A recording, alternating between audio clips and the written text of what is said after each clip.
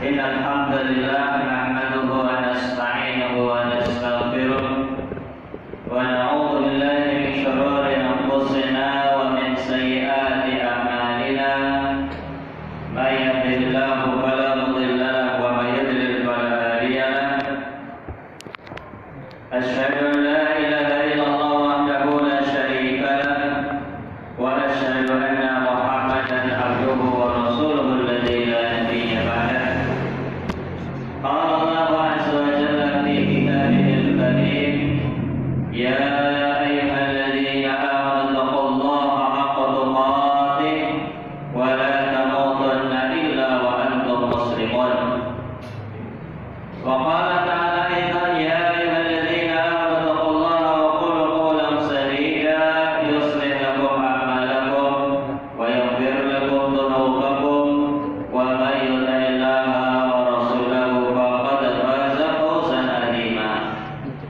أما بعد فإن أصدق الحديث كتاب الله وخير الهدي هدي محمد صلى الله عليه وسلم وشر الأمور محدثاتها فإن كل محدثة بدعة وكل بدعة ضلالة وكل ضلالة في النار.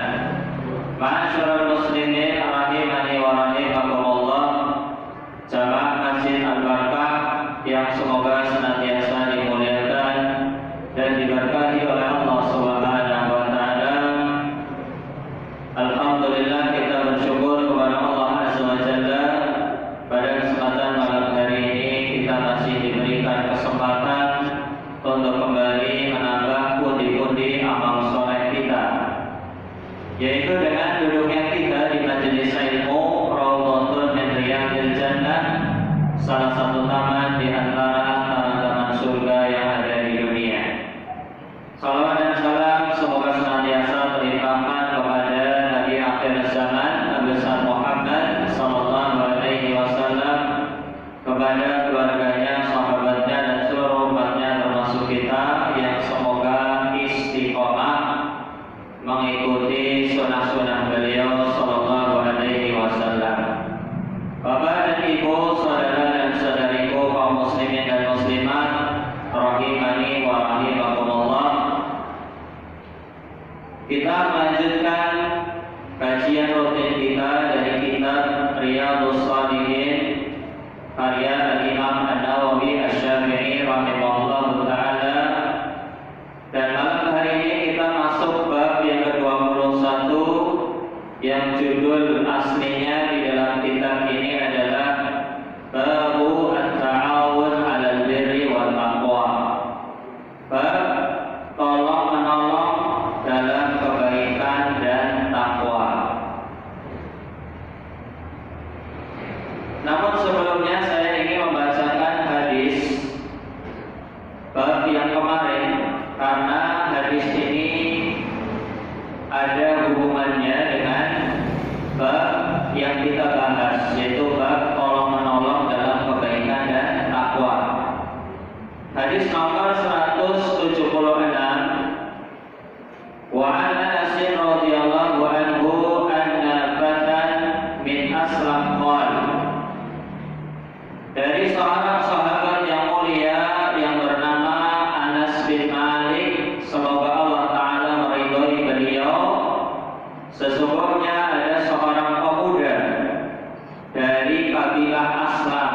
Aslam itu nama kabilah yang ada di Jazirah Arab. Qala, pemuda itu berkata, ya Rasulullah, wahai Rasulullah, inni uridul ghazwa wa laysa ma'i ma atajahhazu bihi. Wahai Rasulullah sallallahu alaihi wasallam, sesungguhnya saya ingin ikut berperang, berjihad di jalan Allah Subhanahu wa taala. Tetapi saya tidak punya perbekalan, tidak punya kuda untuk saya kendarai, tidak punya senjata untuk saya gunakan membela diri atau membunuh musuh. Saya juga tidak punya baju besi untuk perlindungan dari senjata musuh. saya juga tidak punya bekal yang saya tinggalkan untuk keluarga saya. Jadi memang jihad fisabilillah atau perang itu persiapannya banyak, ya tidak semudah seperti yang kita bayangkan. Ya harus ada kendaraan, kalau zaman dahulu itu kuda, ada senjata perang yang harus digunakan, kemudian bekal yang ditinggalkan untuk keluarga. Ini persiapannya secara materi, itu persiapannya cukup besar. Selain juga mental, ya orang mau perang butuh mental. Makanya kalau orang yang penakut ya nggak bisa untuk berperang. Baru ketemu musuh, lihat kilatan pedang saja atau bawa senjata mungkin sudah lari terdiri. Makanya orang yang mati syahid itu bebas dari fitnah dan azab kubur, ya, terbebas dari 3 pertanyaan di dalam azab kubur, ya, dan terbebas dari siksa kubur. Kenapa? Karena Rasulullah SAW bersabda, "Kafa bi buruqis suyufi fitnatan lahu." Cukuplah kilatan pedang ketika perang itu sebagai ujian sebelum orang itu mati syahid. Itu salah satu keistimewaan orang yang mati syahid, terbebas dari fitnah kubur. Ya, selain mental, ya dia juga harus menyiapkan materi dan dia juga siap untuk kehilangan nyawanya. Ya bisa jadi dia cacat ketika pulang dari medan perang, atau bisa jadi pulang tinggal nama saja. Ya ada seorang laki-laki atau seorang pemuda dari kabilah Aslam, dia datang kepada Rasulullah SAW dan mengadukan bahwasanya dia tidak punya perbekalan perang, tapi dia ingin ikut perang. Apakah ada solusinya? Maka Rasulullah SAW menjawab, "Ibni fulanan fa innahu man kana tajahhaza wa marida." Datanglah ke fulan. Ya, fulan itu dalam bahasa kita anu atau si A. Ya, fulan kalau perempuan fulana, ya si A, tanpa disebut nama. Datanglah ke fulan, sesungguhnya dia sudah bersiap-siap untuk ikut perang, perbekalannya sudah matang, sudah lengkap, famarido, tapi kemudian dia sakit, ya karena sakit dan jadi ikut perang.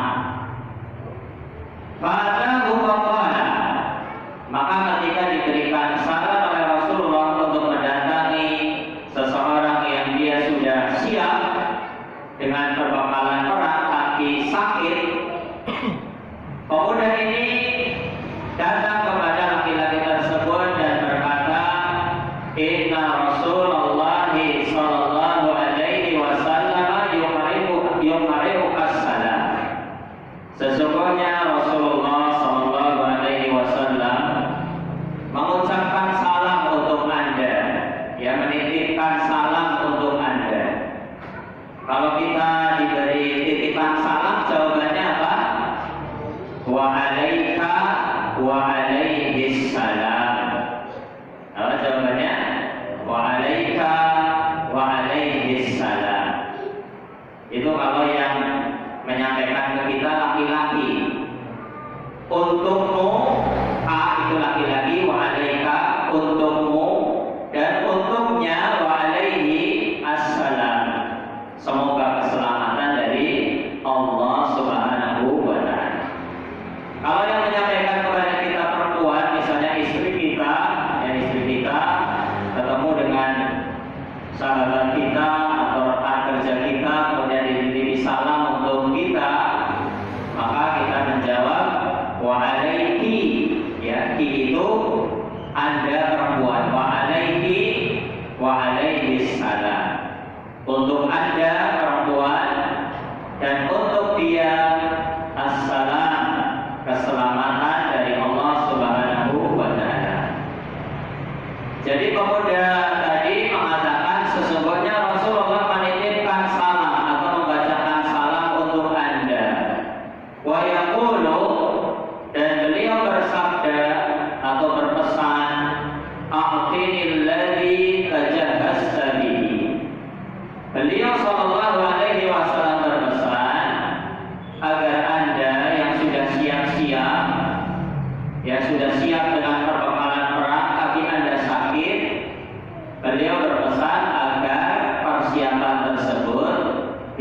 bisa digunakan oleh saya. Saya siap perang, saya sehat walafiat, tapi saya nggak punya bekal, nggak punya kendaraan, nggak punya senjata. Tolong berikan kepada saya sebagaimana pesan dari Rasulullah Sallallahu Alaihi Wasallam.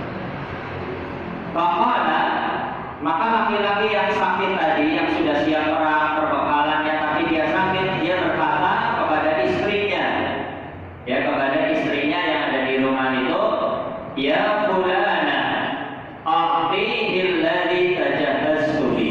Wahai istriku, tolong berikan semua perbekalan yang sudah saya siapkan, berikan kepada pemuda ini. Wala tahbisi minhu syai'an, jangan sisakan sedikit pun, ya dalam bahasa kita ya, walaupun cuma sepeser, jangan disisakan semua persiapan, ya baik harta ataupun kendaraan atau senjata yang sudah saya siapkan, berikan kepada pemuda ini. Fawallahi, demi Allah, la tahbisina minhu syai'an fayubaraka laki fihi. Demi Allah, ya, engkau tidak menahan sesuatu apapun dari perbekalan kita, berikan kepada pemuda ini, pasti Allah akan memberkahi kita. Allah akan memberikan keberkahan kepada engkau, wahai istriku, kepada kita, kepada keluarga kita, dan kepada harta kita. Rawahu Muslim. Hadis ini diriwayatkan oleh Muslim. Dari hadis ini ada pelajaran yang begitu agung, bagaimana semangat persaudaraan di antara para sahabat, ya, dan bagaimana semangat tolong menolong mereka dalam kebaikan, sebagaimana judul kita. Ini bab 21, at-ta'awun 'alal birri wat taqwa, ya, tolong menolong dalam kebaikan dan takwa. Semangat para sahabat, ya, dalam tolong menolong untuk berbuat kebaikan dan ketakwaan. Ya, coba kalau kita, ya, barangkali kalau ada orang datang, ya, kita udah siap, ya, harta kita udah siapkan, cuma kita kemudian sakit, ya, kali-kali kita akan menjawab, Pak, lalu itu harta saya kumpulkan dengan susah payah, enak aja kamu datang tiba-tiba minta perbekalan dari saya, harta dari saya, kamu usaha sendiri sana. Paling kita kayak gitu. Tapi sahabat yang sudah dididik langsung oleh Rasulullah Sallallahu Alaihi Wasallam itu berbeda dengan kita, dan mereka itu yakin betul barang siapa yang memfasilitasi orang lain untuk berbuat kebaikan, ya, dia memberikan fasilitas, memberikan jalan kepada orang lain untuk berbuat kebaikan, maka pahalanya itu sama. Orang yang berjihad tadi dapat pahala, dan orang yang sakit yang dia berikan fasilitasnya kepada orang yang tidak punya bekal tadi, tapi dia berjihad, orang yang sakit ini walaupun di rumah, dia akan mendapatkan pahala yang sama seperti orang yang berjihad. Inilah keyakinan yang ada pada diri para sahabat, dan inilah yang harus kita tiru. Masyarakat muslimin rahimani wa rahimakumullah. Makanya dulu ada di zaman sahabat, ini kisah yang lain, ada dua orang kakak beradik, ya, yang satu itu setiap hari belajar menghafal hadis-hadis Rasulullah SAW, belajar di depan Rasulullah, ya, mendengar hadis, menulis hadis, menghafal hadis, menyampaikan kepada orang lain. Sedangkan kakaknya itu sibuk berniaga, sibuk cari duit. Dan adiknya ini karena sibuk mencari ilmu, adiknya itu sibuk mencari ilmu, otomatis kehidupannya dibantu atau ditanggung oleh siapa? Oleh kakaknya yang sibuk cari duit. Lah ternyata kakaknya ini protes, istilahnya ada perasaan enak ya adik saya ya, dia gak sampai-sampai cari duit tapi apa? Bisa makan, bisa belajar, duitnya dari saya. Maka dia datang kepada Rasulullah Sallallahu Alaihi Wasallam dan berkata, ya Rasulullah, ya saya ini sibuk cari duit, adik saya sibuk cari ilmu, ya kehidupannya saya tanggung, saya beri, saya bantu. Ya saya ini merasa apa? Ini gak adil, ya harusnya dia juga cari duit sendirilah. Maka Rasulullah Sallallahu Alaihi Wasallam memberikan jawaban, la'allaka turzaqu bihi. Bisa jadi kamu mendapatkan rezeki itu gara-gara adikmu. Ya, jadi jangan pernah pelit bersedekah kepada saudara, apalagi saudara itu dalam rangka menuntut ilmu. Ya. Bisa jadi kamu memberikan, bisa jadi Allah memberikan rezeki kepadamu itu gara-gara adikmu. Adikmu itu apa? Belajar, mencari ilmu, menyebarkan ilmu. Itu diantara sebab datangnya rezeki. Wa may yattaqillaha yaj'al lahu makhraja wa yarzuqhu min haitsu la yahtasib. Allah Subhanahu wa taala berfirman dalam surat At-Talaq, barang siapa yang bertakwa kepada Allah, maka Allah akan berikan jalan keluar bagi orang tersebut. Wa yarzuqhu min haitsu la yahtasib, dan Allah akan memberikan rezeki dari arah yang tidak disangka-sangka. Dan termasuk jenis ketakwaan adalah mencari ilmu seperti yang dilakukan oleh adiknya. Ya, mungkin secara lahiriah, secara kasat mata dia tidak menghasilkan uang. Ya, mencari ilmu apa sih yang didapatkan dari harta, dari duit, kecuali orang jualan di pasar misalnya, atau jualan di pinggir jalan, atau buka toko, atau buka jasa, itu menghasilkan uang. Tapi kalau orang mencari ilmu, yang didapatkan bukanlah materi.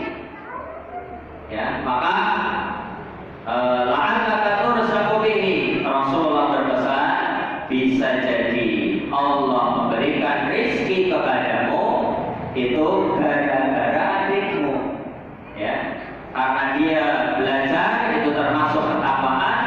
Allah berikan rezeki kepada dia dan juga kepada dirimu. Maka jangan pelit kepada saudara, kepada anak. Ya, misalnya anak sedang belajar, apalagi mondok misalnya, nah itu sih fitrah ya, fitrahnya orang tua pasti apa? Ingin mencukupi, ingin apa? Menafkahi, memberikan kebahagiaan kepada anak-anak kita. Nah, tapi terkadang kita itu kalau dalam perkara duniawi, ya, misalnya les bahasa Inggris, les matematika, kita gak eman-eman. Tapi misalnya ikut TPQ, ya, padahal juga gratis. Ya, misalnya hanya kadang misalnya anak itu minta sapu buat jajan misalnya, ya dikasih aja supaya dia semangat untuk menuntut ilmu. Karena tahapannya anak itu memang kadang seperti itu, butuh motivasi, yaitu jajan. Kalau orang tua jajan itu apa? Kayaknya kurang pas. Masyaallah muslimin rahimani wa rahimakumullah, jamaah yang dimuliakan oleh Allah Subhanahu wa taala. Itu hadis yang ke-176. Jadi barang siapa yang memberikan fasilitas kepada orang lain untuk berbuat kebaikan, maka kita yang memberikan fasilitas itu dapat pahala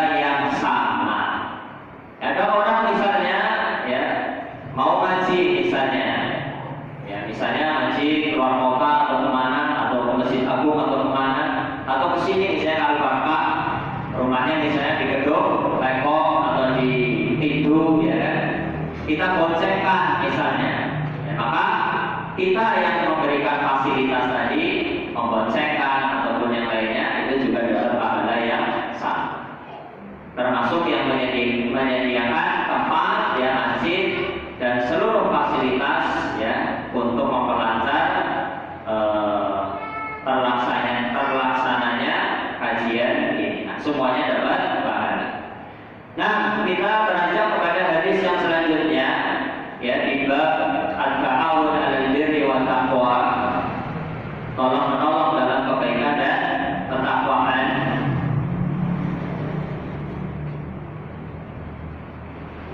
Ya, hadis yang ke-178, ya, 177 itu mirip seperti 176.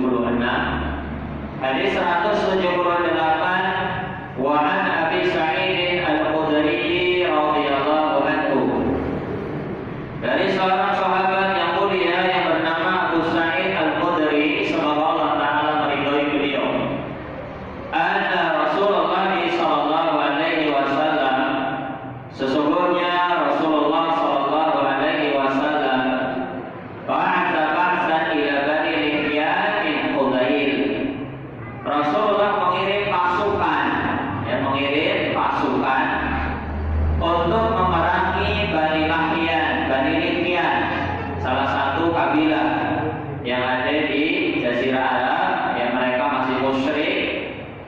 Waktu itu Rasulullah mengirim pasukan untuk mengajak mereka masuk ke dalam Islam.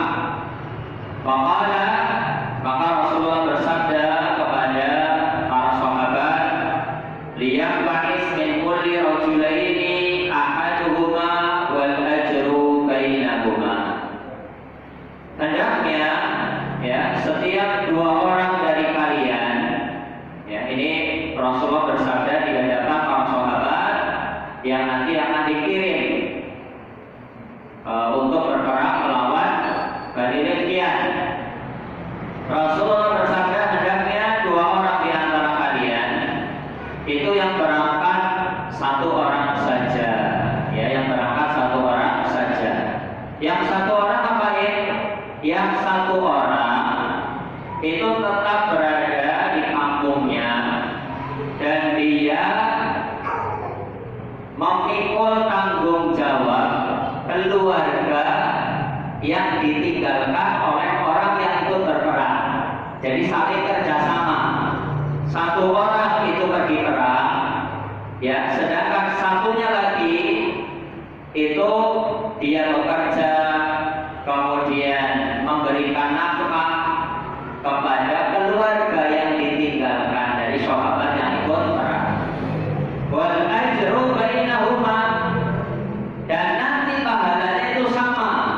Orang yang menanggung keluarga yang ditinggalkan, dia walaupun ikut perang, dia dapat pahala yang sama seperti sahabat yang ikut perang. Makanya ini dimasukkan dalam bab ta'awun 'alal birri wat taqwa, tolong menolong dalam kebaikan dan takwa, ya. Dan orang itu akan mendapatkan pahala yang sama kalau dia melakukannya dengan penuh keikhlasan. Rawahu Muslim, hadis ini diriwayatkan oleh Muslim. Ya, jadi hadis ini memperkuat atau memperjelas bahwa tidak semua orang harus ikut perang, itu enggak semuanya. Enggak semuanya harus jadi ustaz, enggak semuanya. Ya, harus ada yang jadi dokter, harus ada yang jadi pedagang, harus ada yang jadi tentara, polisi. Tapi semuanya apa? Bersinergi, tolong menolong dalam kebaikan, ya, tolong menolong dalam kebaikan. Adapun pengetahuan dasar, ya, tentang sholat, tentang wudu, itu semua orang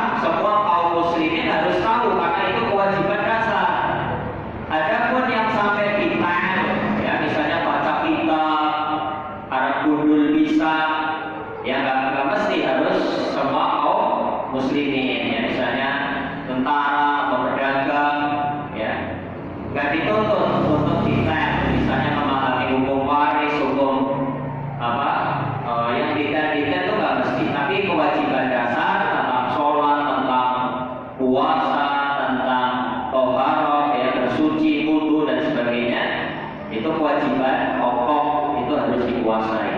Makanya thalabul ilmi fardhatun 'ala kulli muslim, menuntut ilmu, maksudnya ilmu yang pokok itu adalah kewajiban bagi setiap muslim. Adapun detailnya, rincinya, itu kewajiban penuntut ilmu.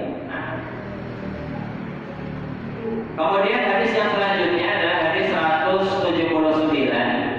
Ya, ini hadis-hadis pendek yang ada di bab ini, tapi semuanya saling melengkapi.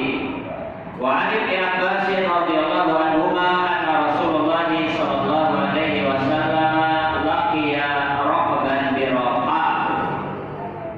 Dari Abdullah bin Abbas, semoga Allah Ta'ala meridhoi beliau dan bapaknya. Ya, bapaknya Abdullah itu adalah Al-Abbas, paman Rasulullah. Dua-duanya masuk Islam. Sesungguhnya Rasulullah sallallahu alaihi wasallam itu pernah bertemu sekelompok orang, ya. Suatu ketika Rasulullah itu melakukan perjalanan, di jalan itu ketemu dengan rombongan, ya, serombongan orang di sebuah daerah namanya Rauqah, ya, nama daerah namanya Rauqah. Maka Rasulullah bertanya kepada rombongan yang tadi ketemu itu, tanya, Manil qaum, ya, siapa kalian? Ya, saya nggak kenal lihat, ya, siapa kalian? Maka rombongan itu menjawab, al-muslimun, kami adalah orang-orang Islam. Qalu, rombongan tadi yang sudah memeluk Islam tadi itu, mereka balik bertanya, man anta, siapa anda? Ya, ternyata mereka itu sudah masuk Islam tapi nggak pernah ketemu dengan pembawa Islam, yaitu Rasulullah Shallallahu Alaihi Wasallam. Jadi mereka hanya mendengar tentang Islam kemudian beriman, dan ternyata di sebuah perjalanan ketemu langsung dengan Rasulullah, mereka nggak tahu. Ya, kalau kita ini sudah terpisah 1400 tahun, kita nggak pernah ketemu dengan Rasulullah, nggak pernah lihat wajahnya kayak apa, tapi kita beriman, ya, kita beriman karena kita yakin dengan kebenaran Islam. Sama seperti sahabat ini, mereka, ya, mendengar tentang Islam kemudian beriman. Suatu ketika di sebuah perjalanan ketemu dengan Rasulullah, mereka nggak tahu, maka mereka bertanya, man anta, siapa anda? Qala Rasulullah, maka Nabi Muhammad sallallahu alaihi wasallam menjawab, saya adalah Rasulullah, ya, Rasul utusan Allah Subhanahu wa ta'ala. Barafat ilaihi imra'atun Sofiyah, maka ketika rombongan itu mendengar bahwasanya yang ketemu tadi, yang tanya itu adalah Rasulullah, tiba-tiba seorang perempuan yang membawa seorang bayi yang masih kecil, dia itu bertanya sambil menunjukkan bayinya. Kira-kira apa pertanyaannya? Faqalat alihada ajun, ya, sepertinya ini rombongan mau berangkat haji sepertinya, wallahu a'lam. Makanya perempuan itu bertanya, wahai Rasulullah, bayi yang masih kecil ini kalau haji itu sah apa enggak? Ya, saya bawa karena mungkin di rumah nggak ada yang ngomong, nggak ada yang menyusui, nggak ada yang merawat, maka saya bawa sekalian. Kalau dia ikut haji, hajinya sah apa enggak? Maka Rasulullah Shallallahu Alaihi Wasallam menjawab, na'am walaki ajrun. Iya, haji bayi ini sah, walaki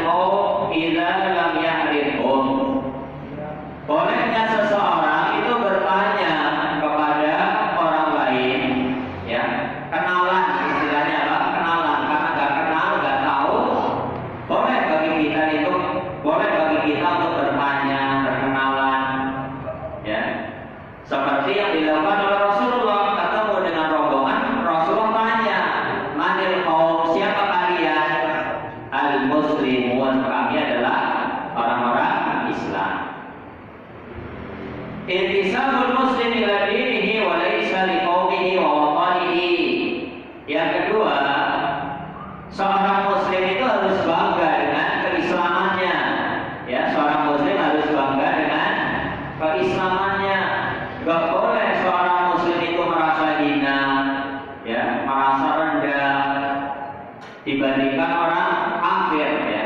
Seorang muslim itu tinggi di hadapan Allah Subhanahu wa taala, harus bangga. Maka ketika kita ditanya misalnya agamanya apa, ya kita jawab apa? Islam. Saya adalah muslim. Sebagaimana perkataan dan doa Nabi Yusuf alaihissalam ketika beliau sedang berada di puncak karirnya, ya, beliau itu berdoa, tawaffani muslimah wa alhiqni bis-shalihin. Ya Allah, matikan aku dalam keadaan muslim dan susulkan aku bersama orang-orang soleh. Jadi berkumpul bersama orang soleh itu adalah nikmat yang sering kita lalaikan, kita lupakan. Sebagaimana berkumpul dengan orang jahat itu adalah musibah. Ya, berkumpul dengan orang jahat, punya tetangga orang yang jahat, ya, kalau malam nyetel musik misalnya keras-keras, atau misalnya kalau apa, barang gawe gak ingat waktu, ya, atau misalnya buang sampah, ya, di tempat kita, bakar-bakar sampah, asapnya sering ke rumah kita, dan lain sebagainya. Ya, tetangga yang kurang adab itu juga musibah. Maka termasuk ciri kebahagiaan seorang manusia adalah punya tetangga yang baik. Ya, al-jar qabla dar. Ada pepatah mengatakan, pilihlah tetangga sebelum Anda memilih rumah. Ya, pilih tetangganya dulu. Mau bikin rumah, mau beli rumah, beli tanah, lihat lingkungan sekitarnya seperti apa. Kalau lingkungan sekitarnya itu para pemabok, para penjudi, para tukang penghinaan, jangan sekali-kali apa bikin di situ. Itu musibah. Ya, cari lingkungan yang baik. Ya, cari lingkungan yang mendukung untuk kegiatan akhirat. Dan kalau bisa, ya yang paling dekat dengan masjid. Karena umur semakin tua, tenaga semakin loyo, kesehatan semakin menurun. Itu kalau jauh kadang apa? Males, ya, kadang apa? Males, kadang-kadang berat. Tapi kalau dekat dengan rumah cuma tinggal apa? Melangkahkan kaki, ya, paling 10 meter, 20 meter, maka itu termasuk ciri atau tanda kebahagiaan seorang muslim. Selanjutnya, seorang muslimin rahimani wa rahimakumullah, jamaah yang dimuliakan oleh Allah Subhanahu wa taala. Faedah yang bisa diambil dari hadis tadi adalah mangkana sababan fi ta'atin aw a'ana 'alaiha hasalahu min al-ajri kama law basaraha. Barang siapa yang menjadi sebab, ya, menjadi jalan, menjadi wasilah untuk melakukan amal ketaatan, atau dia menolong orang lain untuk melakukan ketaatan, hasalahu minal ajri, orang tersebut akan mendapatkan pahala kalau basyaraha, seperti dia melakukannya sendiri. Ya, seperti dia melakukannya sendiri. Dan ini contohnya banyak, ya. Contohnya banyak dan sudah kita sebutkan beberapa. Kemudian faedah yang selanjutnya, hajjus shabi jaizun wa sahihun wa yurjar alaihi. Hajinya seorang anak kecil, hajinya bayi ataupun anak kecil yang belum balik, ya, balik itu ya usia maksimal itu 15 tahun. Ya, jadi tanda-tanda balik itu menurut ulama ahli fikih kan banyak. Yang pertama, ya, misalnya apa? Kalau perempuan haid, ya. Kalau laki-laki ya nggak bisa haid, itu bukan tanda kalau laki-laki. Kalau ikhtilam, mimpi basah, itu laki-laki dan perempuan sama.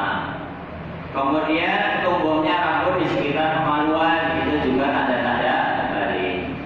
Atau minimal umurnya 15 tahun. Jadi kalau udah 15 tahun kok belum mimpi basah, belum haid, belum tumbuh rambut di sekitar kemaluan, maka otomatis dia itu apa? Balik. Minimal 15 tahun. Hajinya anak kecil, ya, sebelum balik itu hukumnya jaizun, boleh, wa shahihun dan sah, wa yurjan alaihi dan dia diberikan pahala. Jadi anak kecil itu dapat pahala, ya, walaupun belum balik. Walakin la yasqutu anhu hajjatul Islam bal tajibu alaihi ba'dal bulugh. Tapi kalau dia mampu, ya, ketika sudah balik, sudah dewasa, dia mampu wajib haji, maka kewajiban hajinya itu belum gugur karena dilakukan ketika kecil, ya. Dan kewajiban seseorang haji kalau dia mampu, manistato'a ilaihi sabila, dia mampu, dia secara materi, kemudian fisik dan sebagainya, ketika sudah balik, maka dia tetap ngulang, istilahnya apa? Kalau dia sudah balik, ketika kecil itu sah tapi tidak menggugurkan kewajiban haji. Haji itu wajibnya 1 kali seumur hidup bagi yang mampu, ya. Bukan setiap tahun, bukan setiap tahun itu zakat. Kalau sudah sampai nisab, sampai tahun, atau puasa Ramadan setiap tahun. Kalau haji itu sekali seumur hidup wajibnya. Kalau mampu, ya, itu juga kalau mampu. Kalau nggak mampu, maka gugur. Wallahu ta'ala a'la wa a'lam bishawab. Sampai di sini pengajian kita. Waktu yang tersisa kita gunakan untuk tanya jawab. Silakan yang mau bertanya, ya, baik berkaitan dengan materi ataupun di luar materi. Wallahu ta'ala. Masih kurang berapa menit, Misha? Ya. Silakan kalau ada yang mau ditanyakan, baik dari bapak-bapak ataupun ibu-ibu, silakan. Ya, silakan. Kalau misalkan jamaah tapi bacaan imamnya kurang sesuai, ya mampu bisa. Ya. Jadi bagaimana kalau seandainya kita sholat berjamaah menjadi makmum, tapi bacaan imam itu banyak yang tidak pas, ya, atau banyak salahnya. Kita menilai bacaan imam salah atau tidak tentunya kalau kita punya ilmu, ya kan? Kalau kita sama-sama nggak punya ilmu, ya kita nggak tahu imamnya itu salah atau betul, ya. Itu yang pertama. Jadi jangan-jangan menurut kita salah, ternyata itu adalah betul, ya. Karena kita merasa pede, kita merasa lebih punya ilmu, ya. Maka kita bisa menilai imam itu bacaannya betul atau tidak itu kalau kita punya ilmunya, punya tajwid, ilmu tajwid atau tafsir, ya kan? Yang kedua, kalau kita memang punya ilmu dan kita tahu imamnya itu bacaannya seperti apa, kesalahan imam, kesalahan bacaan imam itu ada 2 macam. Namanya lahkan jali dan lahkan khofi. Lahkan jali itu kesalahan yang fatal, kesalahan yang bisa merubah arti, merubah makna. Kalau lahkan khofi itu kesalahan yang ringan, tidak sampai merubah arti atau makna.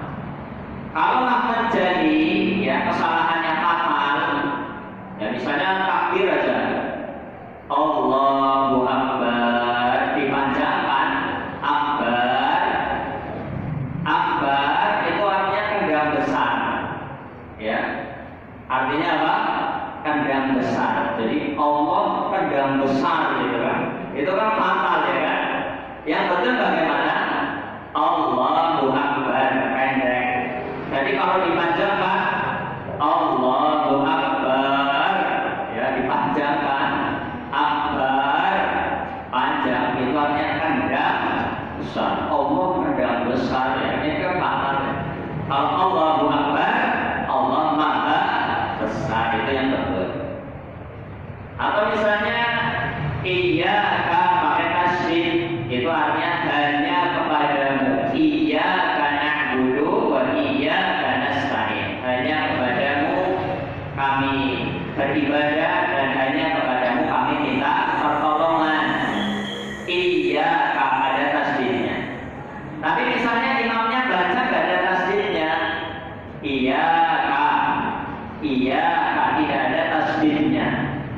itu artinya Dawu Syamsi, sinar matahari. Kepada sinar matahari kami beribadah, dan kepada sinar matahari kami minta pertolongan. Itu Shinto namanya. Agama orang Jepang nyebutnya apa? Matahari. Itu syirik. Jadi salah tasdid saja itu artinya apa? Fatal. Yang betul apa? Iyyaka tasdid. Iyyaka itu artinya apa? Hanya kepada ya Allah. Tapi kalau iyyaka tidak ada tasdidnya artinya apa? Cahaya matahari, sinar matahari. Jadi artinya kepada sinar matahari kami menyembah, kepada sinar matahari kami minta pertolongan. Ini musyrik, ya fatal itu. Maka jadi imam itu butuh ilmu, tanggung jawabnya besar. Ya kalau makmumnya misalnya tahu, ya dia bisa baca sendiri. Maksudnya imam baca, kita juga baca, tinggal baca dengan suara yang sir, jangan suara keras. Nanti apa ribut? Imamnya baca keras, makmumnya baca keras. Jadi makmum baca supaya apa? Terhindar dari kesalahan imam. Salahnya imam buat dirinya sendiri.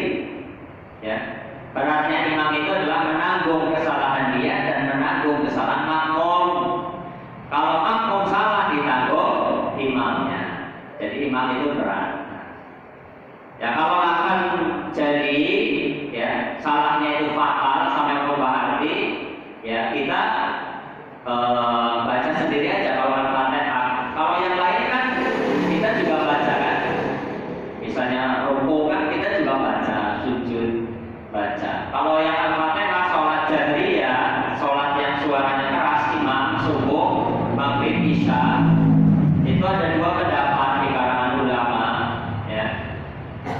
Sebagian berpendapat kalau sholat jahriyah imamnya baca keras, itu bacaan imam mencukupi bacaan makmum. Jadi makmum tugasnya mendengar.